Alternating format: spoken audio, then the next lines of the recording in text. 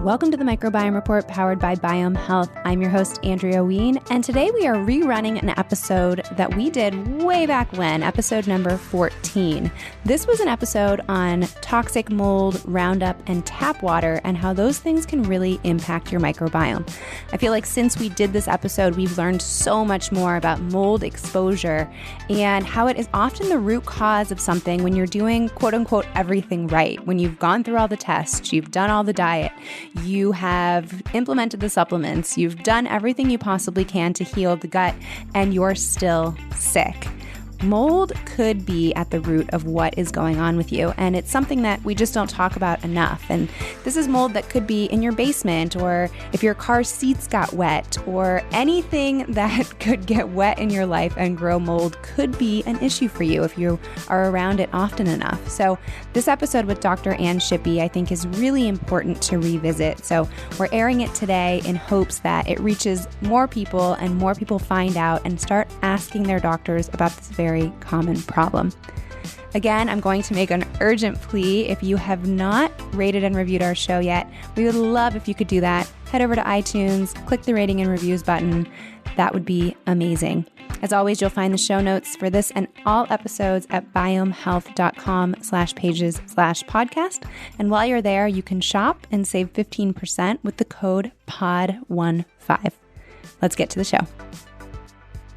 I know that you have had a lot of your own health issues, and that's really what brought you to functional medicine. So can you tell us a little bit about your life path and how you came to be in the role that you're in now? I feel so fortunate that I've had multiple health crises, believe it or not, because it really has helped me change the direction in my life to get to do something so rewarding. I started out as a chemical engineer working for IBM, climbing the management chain, really making a difference in helping to get environmental toxins out of our manufacturing processes. And I got really sick. Like, people thought I was dying. I got so skinny, I just could not maintain my weight. And I went to doctor after doctor after doctor and nobody could figure it out. So finally I started thinking outside the box. It was before the internet. I was reading everything and then just really starting to take an integrative approach, like seeing a nutritionist and an acupuncturist, an herbalist, really outside the box thinking immunologist. And finally what I pieced together was that I had picked up a parasite in Mexico on vacation, and it really triggered my celiac disease. So I had, like low-grade gut infections all my life. But then when they tested me for celiac disease, I was in the spectrum of, I still had some cilia where I was absorbing some, but there was a ton of inflammation. So at that point in time, they didn't know that that could be a sign of celiac. And so one morning I woke up and decided to switch careers. Like, I got so passionate about the fact that we could do medicine differently. We could really not just Band-Aid things, but really solve things and have such a personal connection with patients rather than just kind of feeling like a number or a specimen going through the process. So I spent my 30s going to medical school and residency, and I had a baby in med school and one in residency.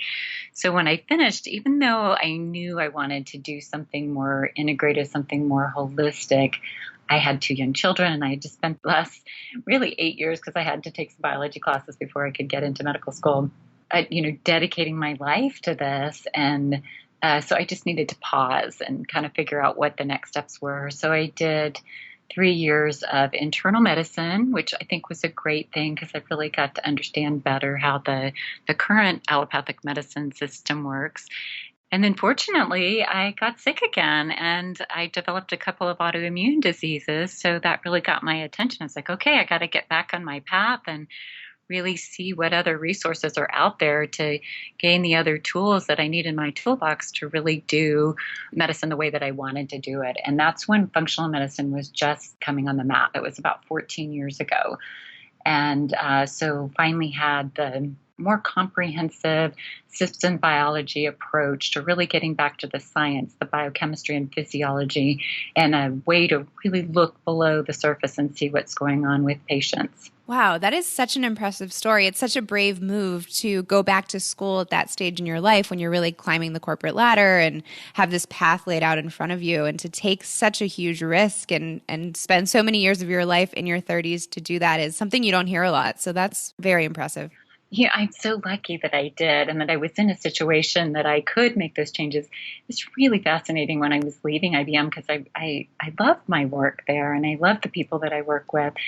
So going around and saying goodbye to people, there were so many people that if they weren't working for IBM in management or whatever they were doing, so many people were like, oh yeah, I wish I could go back to the seminary or go to law school or become a sociologist. There were so many people that had this nudge to make a change and do something different. So I really feel fortunate that I was in a situation that I could, fulfill my dreams. Yeah, absolutely. And it sounds like you found out you had celiac quite early on. I also have celiac, and I found out about 20 years ago. So I always feel like I'm the one that, was gluten-free before everyone. I always say gluten-free before it was cool, but before anyone really knew what that was all about. And it sounds like you had a similar journey where you found out quite early. Yes. And it really was challenging back then because even in a regular grocery store, unless you were just buying like fruits and vegetables and meat, you couldn't find even like sauces and condiments that were,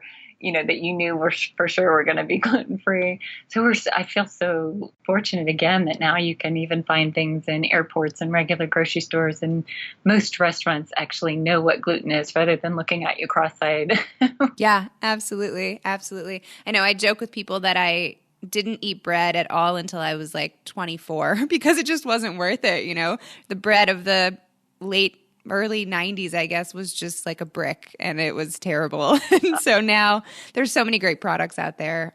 So I feel very fortunate too that it's come into the mainstream. Well, and what's fascinating is when I started my practice about 14 years ago in functional medicine, I kept seeing that patients started to do better, whether they were celiac or not. Even though celiac was on the map, the whole gluten sensitivity thing was just, people thought it was kind of a farce. They're like, well, what is this? Why would gluten cause a problem for me? And so what's been so fascinating is now all the research coming out backing up the gluten sensitivity is also a huge issue, and it may or may not show up with digestive symptoms.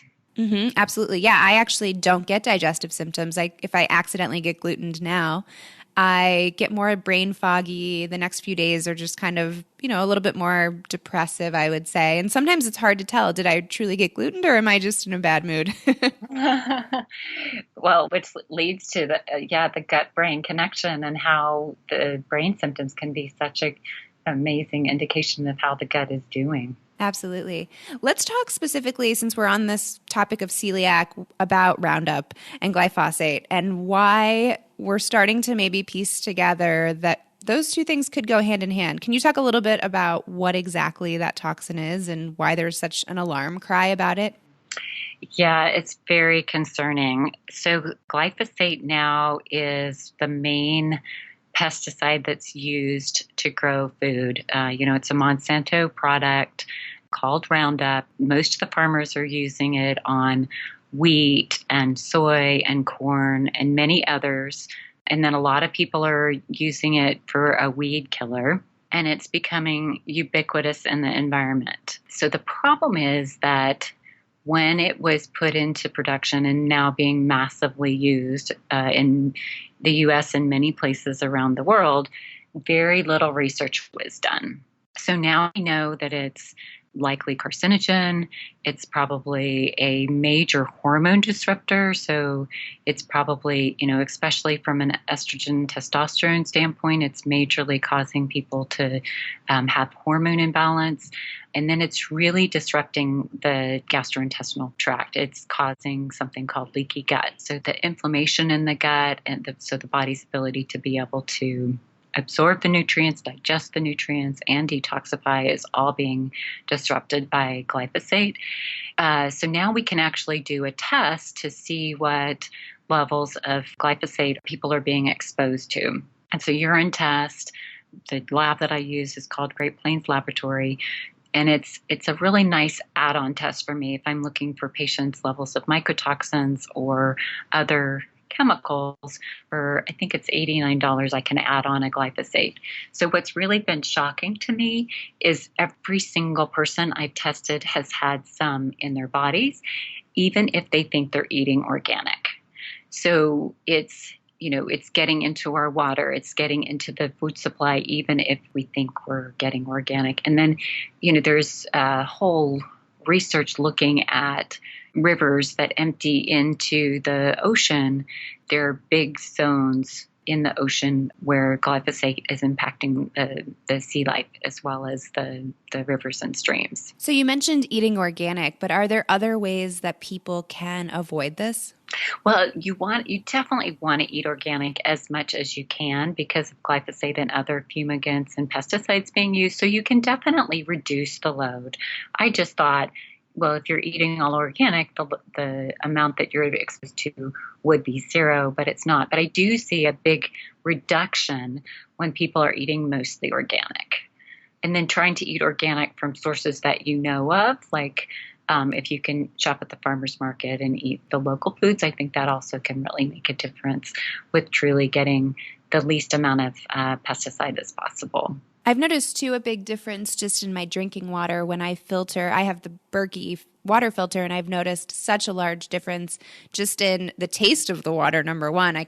Now when I drink regular tap water, which is rare, but when I do, it just smells like a swimming pool to me, and I can only imagine all of the other toxins and pharmaceuticals and things that are in our everyday tap water that we're thinking are safe, but actually are being affected by all the runoff from these pesticides.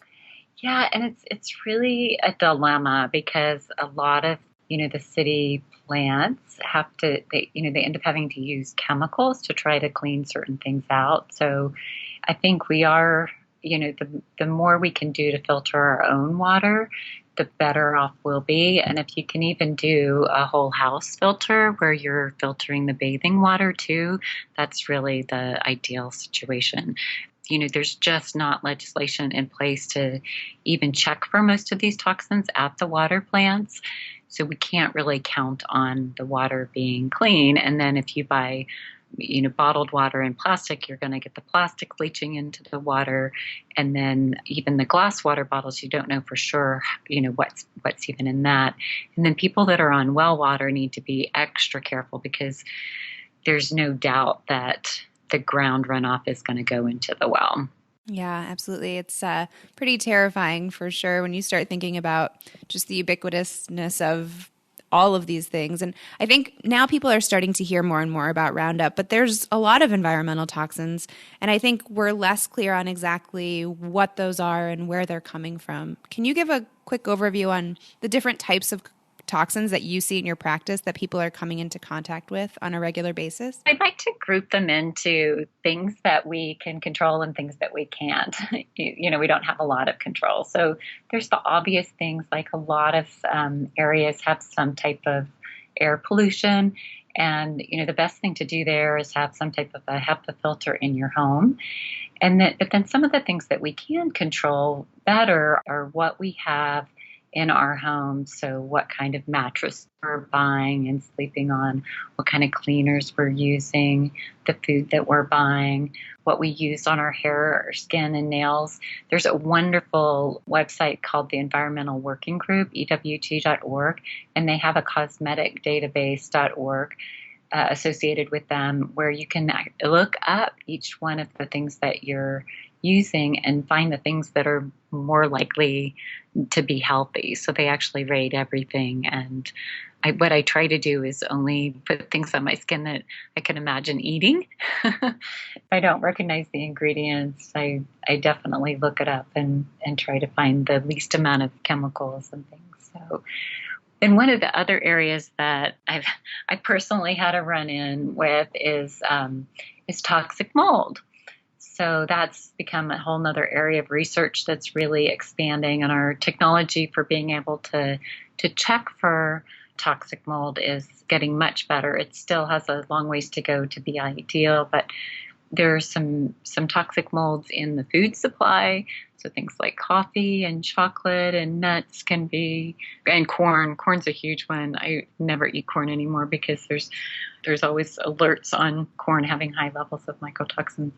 So we want to be careful about our food, and then the environment. So people often don't know how to handle leaks and water damage appropriately, that they don't know that they really need to get everything completely dry within 24 to 48 hours, or we'll have some hidden mold behind the walls or materials. So that's a really, really important thing to know. And then often there's a hidden leak that people don't know about, a little roof leak that's not enough to show through the paint on the wall or around a window or behind a toilet. And it's really been fascinating to find out the digestive systems and the disruption to the microbiome that happens from these mold exposures. The Microbiome Report is brought to you by Biome Probiotics, the first probiotic designed to balance both the bacteria and fungi in your gut. To check out Biome Probiotics, go to biomehealth.com and use the code BIOME10. That's BIOHM10 to get 10% off. So these environmental toxins, mold, how do they translate into perhaps fungal infections that could really disturb the gut? That's such a great question, because so many of the patients that I see that are exposed to mold actually then have fungus or mold growing in them somewhere, like in their sinuses or mouth or digestive tract, their skin. So what happens is it's probably a combination of these mycotoxins disrupting the immune system in the gut, because 60 to 70% of our immune system is in our digestive tract. But then it can also be a direct injury to the cells and then suppress the immune system that way. So it's very challenging to do studies on humans with the mycotoxins because, we can't give poisons to people. So then it ends up just being associations based on what we see in people. But there's a lot of studies done on animals, because when animals are exposed to mycotoxins, they see a very high increase in infections. Their immune system is extremely suppressed. So all kinds of infections, including fungal infections. So that's something to think about when people are constantly dealing with a fungal infection. They just can't quite get on top of the fungal infections, to think about, am I getting a mold exposure either in my food or in one of the buildings that I'm in, or even in my car. I've had a number of people where they had a big mold exposure in their car because it happened in the air conditioning system, or they had a spill, or a carpet and upholstery cleaning gone awry, like leaving it closed up rather than airing it out when it's drying after a big shampoo. Interesting. So even that short amount of time, maybe a 20-minute commute, let's say, every day, could really impact this issue. Yes, and it depends on the type of mold, because some molds are more like kryptonite for Superman, and some are just a little bit irritating. It really depends on what type of mold it is and what particular toxins it's making, what kind of mycotoxins or VOCs it's making. Yeah, we hear a lot about Candida. Obviously, Candida, we feel like, is everywhere. But are there other strains that you see that are common in terms of fungal infections that people get? I do. There are actually quite a number of fungal infections and even mold. So Aspergillus is one of the common molds that I see growing either in the digestive tract or in the lungs or in the sinuses. And I've seen a little run of a fungus called Malassezia lately. But any of the molds can get colonized in the body if there's enough exposure and the immune system is suppressed enough.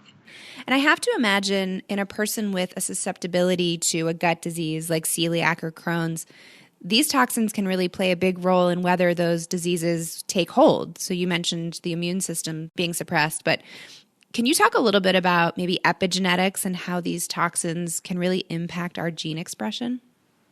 Oh, yes. And that's one of my favorite topics too. So even back to, when I look back to when my celiac disease really took hold, pretty sure I was living in a moldy house.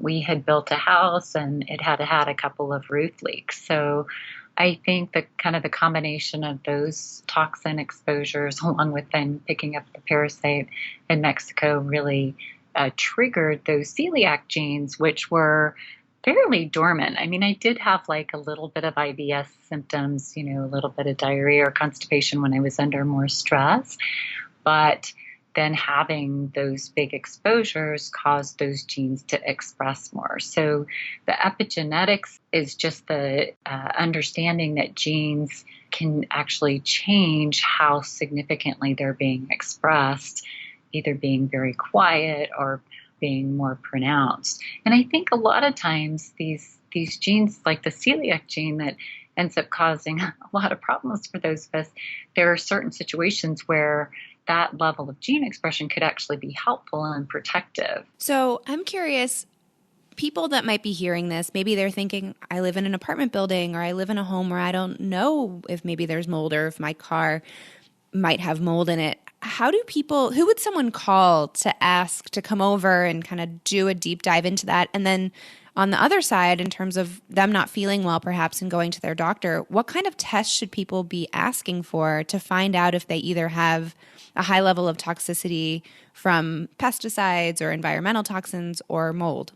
Yeah, so we put together a handout, AnshipiMD.com/mold, that people can download to have some of that information readily available. The challenge with the medical issues is that many physicians, when we're trained, we're taught about the allergy side of mold or the full-blown infection in people who are immunocompromised, like they've had a kidney transplant or they're going through chemotherapy, getting a fungal infection. They're not taught about the toxins causing the negative effects or these low-grade chronic infections that are, basically shifts in the microbiome. So it's very challenging to find a healthcare practitioner to help, but the field of functional medicine is one of those areas where we're educating the healthcare practitioners, more and more. I actually did a webinar a couple of years ago to help with some of that training, and then also have been lecturing at some of the medical conferences. I guess the point with that is don't be frustrated if your healthcare provider doesn't understand it and doesn't recognize it. So look for a functional medicine trained doctor to at least get you started. And then as far as finding somebody to help assess it, there are some things that you can do yourself with ordering the right test kits. There are, and we can give a link to a website to get the one that I use as well. It's blackmoldscan.com. So there's special wipes that you can get as much dust as you can actually in the building or car or whatever that you're testing. And then there's a DNA probe to look for the different types of mold.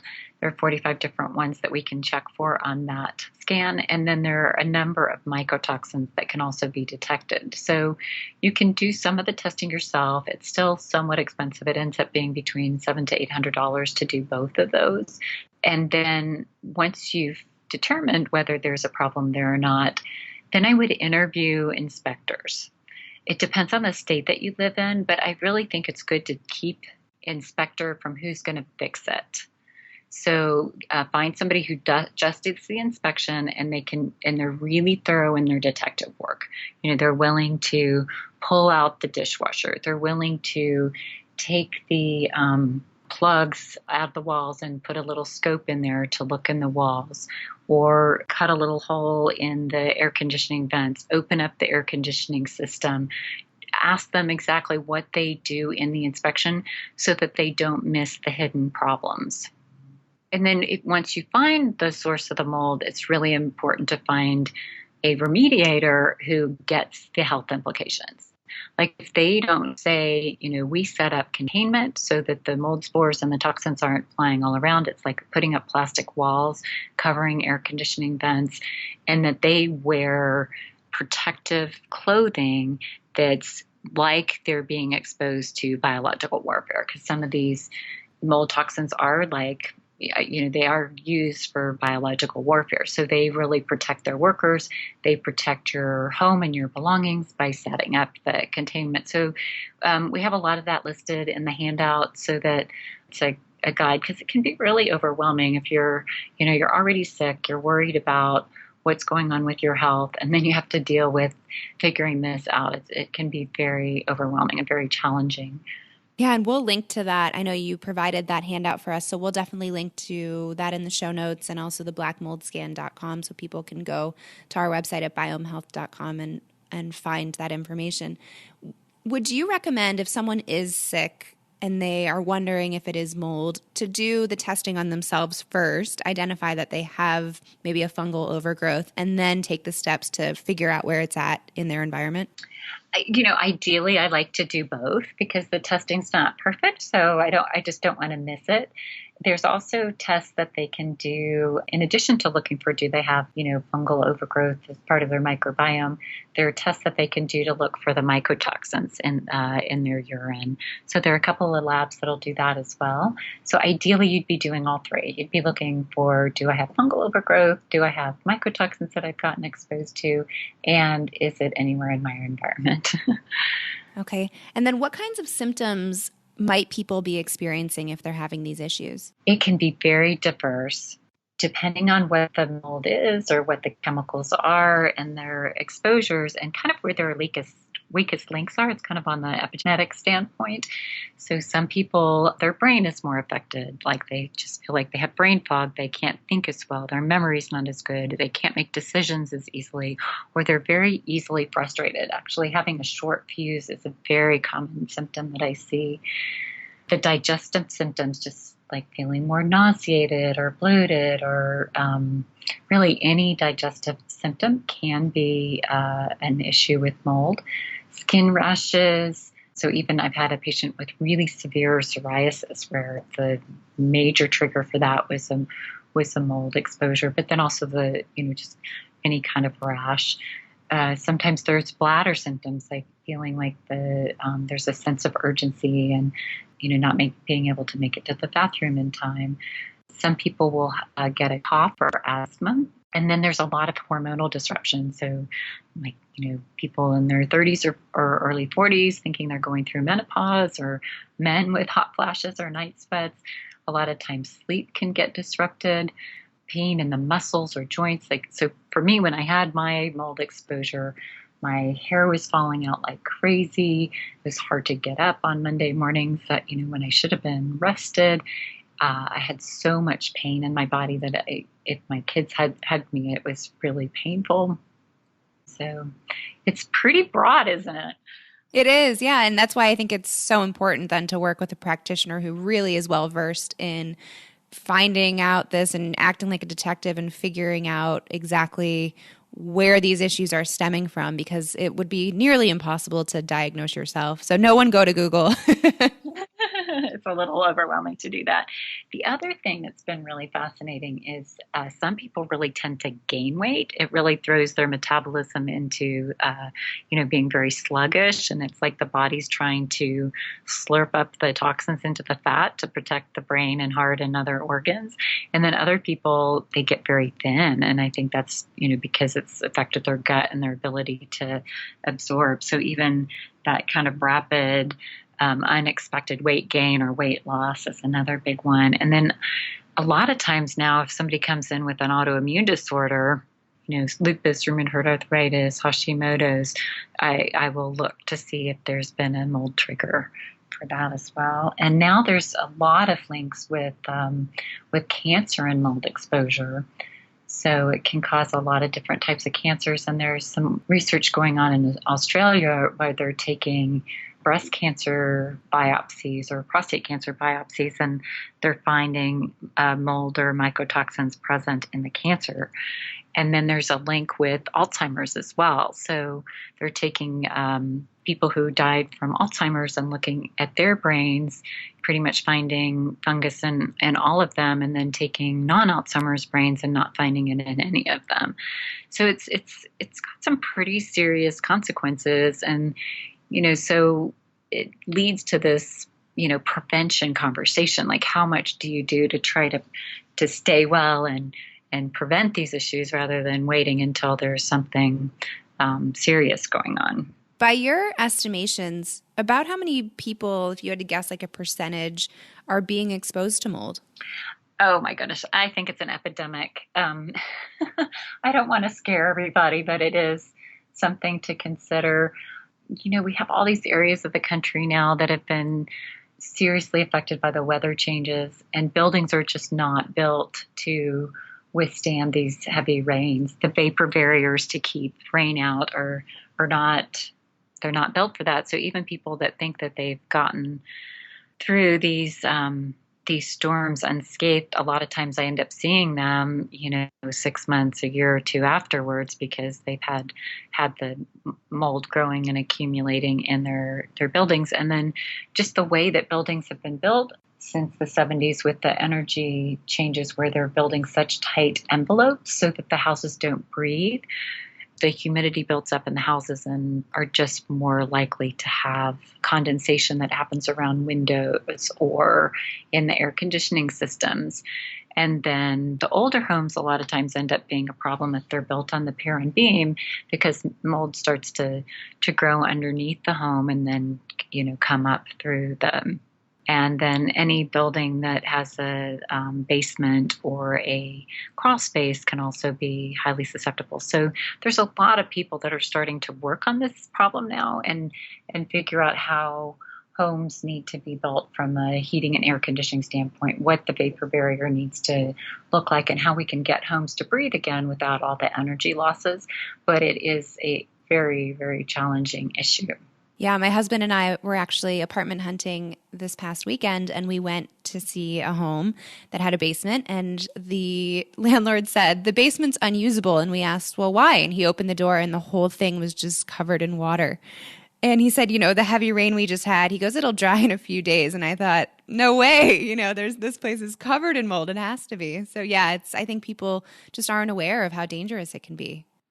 Yeah. And, there's always a canary, right? So there's people like me that there are certain aspects of my detoxification genes that don't work optimally. And then I'd had all those different environmental exposures as I was growing up. I had a mouthful of amalgam fillings and lived on tuna, so lots of mercury.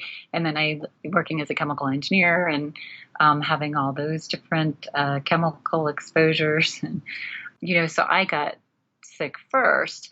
And then young children often are more likely to get, to be the canaries to get sick first. And then also the elderly, they've had all their lifetime exposures accumulate, and then, their bodies and immune systems aren't as strong. So, just something to really consider when you're house shopping if you see anything that's suspicious, like a leaky basement, like that's the landlords being, very irresponsible in renting that out without fixing it first, making sure that any mold is removed, and then putting in precautions with the way that the house drains when it rains and that kind of thing. So if someone is dealing with this type of issue, are foods like blue cheese and soy sauce and these foods that are inoculated with different molds to give them their flavor, are those problematic as well? Or are we talking about a different type of mold? It really depends on the person. So some people, I find that they really do have to cut out all those fermented foods, especially if people have more of a histamine response. They don't handle high histamine foods very well. And then other people don't. They just need to get in a clean environment and help their body to detoxify better with things like liposomal glutathione and binders like charcoal and clays that are really high quality, support their liver. But it is something to consider minimizing in that process. I mean, you definitely don't want to be adding alcohol into the mix when you're trying to recover from a fairly significant mold exposure. And then to bring it back to the microbiome, have you seen that having a really strong and diverse microbiome has been preventative for people and also helping to reduce the toxic load perhaps that maybe someone has picked up along the way, if they fix their microbiome and can get that functioning well, does that lead to better outcomes with a lot of these mold issues? Yes, almost all of my patients we work with, what are the foods that can help support the diverse microbiome and what probiotics? Because when the microbiome is more diverse and stronger, yes, it can help to reduce that fungal prevalence. And then also, the microbiome really helps us to detoxify. So we need the right bacteria to help to break down the toxins and to get rid of them. So that's it. I think about the microbiome as being the center of the universe. If that's not in good shape, it's really hard for the body to be healthy and in balance. So what are some other ways if someone does find out or suspects that maybe they do have a higher toxic load, not just from mold, but maybe they have been eating mostly conventional, they're feeling fatigued, they have some digestive issues going on. How can we really start to help the body to better detox and reduce those accumulated toxins? One of the things that I love for people to know is how important vegetables are in helping to support the detoxification system. So one of the simple things that you can do that can dramatically impact how well your body's doing with toxins is to eat cruciferous vegetables. So broccoli, cauliflower, cabbage, kale, arugula, bok choy, collard greens are all vegetables that you want to try to be eating every day. And if your gut will tolerate it, the onions and garlic and berries, it just depends on if you have an issue with FODMAPs or you have some small bowel overgrowth, you may not be able to eat those right until that's adjusted. Just minimizing the other chemicals that you're exposed to. So what I find a lot of times is that when people are at that tipping point with their body, or, think about it as being a barrel, when their barrel is filled up, just reducing, having an awareness of what else is coming in. So, what they're putting on their skin, their hair, what cleaners they're using, the type of mattress that they're sleeping on, even like fabric softeners, just totally cut those out. I just don't even use fabric softeners anymore, or your laundry detergent. Eliminating fragrances from your life as much as possible. So just not adding more to what your body needs to do to clear. And then there's some critical supplements that I find are really, really helpful. So the liposomal glutathione, the clay, the liver support, and then things that really help our mitochondria. So a lot of these toxins really damage our mitochondria, which are the little organelles inside the cell that help us to make energy and really run our biochemistry and physiology. So some things like CoQ10, phosphatidylcholine, carnitine, those can really make a dramatic impact in then how the body can do its repair and start opening up the spigots, the pathways to get the toxins out. Thank you so much for coming on. This has been so insightful and so helpful, and I think probably has given many people a lot to think about, and they're looking around very warily at their house and their car and the places that they work. But thank you so much. We will definitely link to that handout you mentioned, and then also the websites for the Black Mold Scan. And if people want to keep in touch with you or learn more about your practice, are you on social media? Can they find you at a website? Yes, everything's under Ann Shippey, MD. And the last thought that I want to leave people with is the body is so incredibly resourceful. So even when people are really, really sick, when the body has what it needs to repair and it's not being overwhelmed by the environmental toxins, from what I've seen, pretty much anything can be repaired. So even if you're really sick, there's hope that your body can totally recover. That's such an important point to make, because so many people do get very overwhelmed and feel like, oh no, I have these issues and this is kind of the end of the line. So I really appreciate you bringing that last point to our listeners. So thank you so much, Dr. Shippey. We hope to talk to you again soon, and have a great day. Thanks for having me, and thank you so much for bringing this leading edge important information out into the world. Thank you. Talk soon. Bye. Thanks so much for listening. Again, check out the show notes at biomehealth.com/pages/podcast. And don't forget to go over and just hit that little rating and review button. Thank you. This is Andrea Ween. We'll catch you next time.